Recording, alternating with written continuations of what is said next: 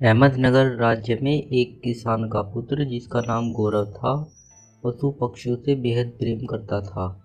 वह अक्सर जंगल में जाकर जानवरों की गतिविधियों को देखता और पक्षियों की चहचहाट को सुनकर आनंदित होता। उसकी समझ और दिमाग बहुत तेज था, परंतु कोई भी काम उसे संतोषजनक नहीं लगा।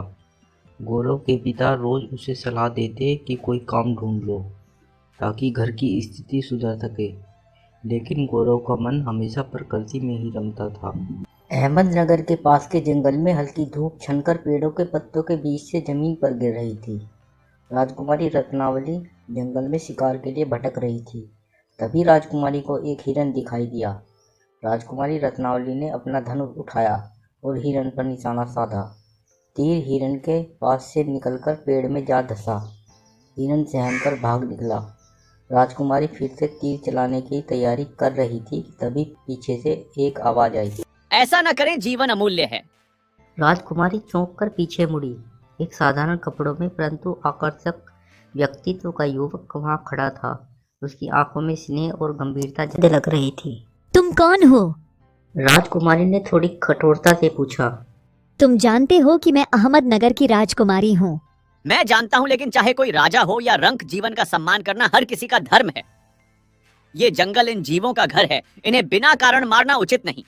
तुम्हारी बातें सुनने में सही लग रही हैं, परंतु क्या तुम नहीं समझते कि शिकार राज परिवार का एक प्राचीन शौक है? शौक जरूरी नहीं कि सदा उचित हो। क्या आपको कभी इन जीवों की मासूमियत देखकर यह नहीं लगा कि इन्हें जिंदा रहने का हक है? हमारे पास बुद्धि है, विचार हैं। हमें इनके जीवन पर इतना अधिकार नहीं होना चाहिए। राजकुमारी कुछ क्षण सोचती रही। उसकी आंखों में अब कठोरता नहीं थी। हम जो भी करते हैं उसका असर सिर्फ हमारे ऊपर ही नहीं बल्कि इस पूरी दुनिया पर होता है। अगर हम करुणा और दया से जिएं तो यह संसार और भी सुंदर बन सकता है। तुम्हारे विचार सचमुच अद्भुत हैं।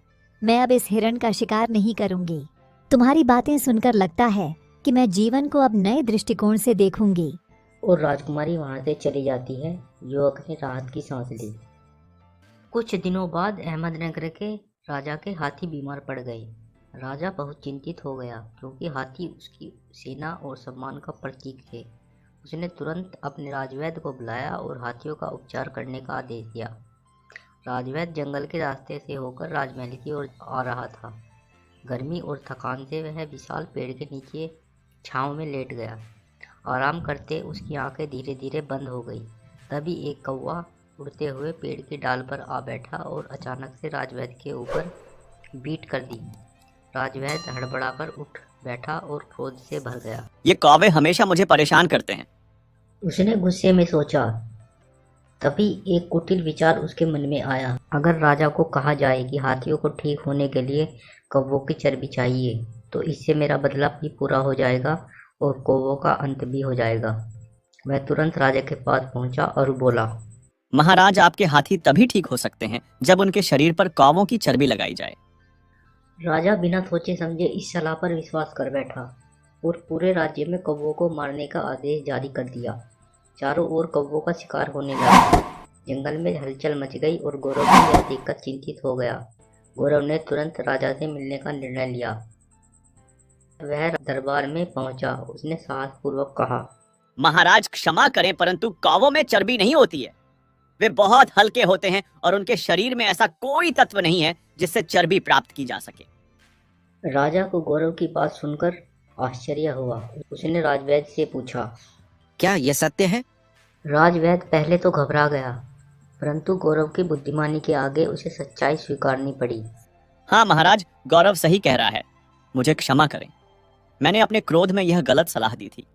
राजा को गौरव की चतुराई और सच्चाई बहुत पसंद आई। वह गौरव से बहुत प्रभावित हुआ और बोला, तुमने न केवल कौवों की जान बचाई है बल्कि सच्चाई का साथ दिया है। मैं तुमसे बहुत प्रभावित हूँ। मैं अपनी बेटी रत्नावली का विवाह तुम्हारे साथ करना चाहता हूँ। इस प्रकार गौरव और राजकुमारी रत्नावली का विवाह धूमधाम से हुआ।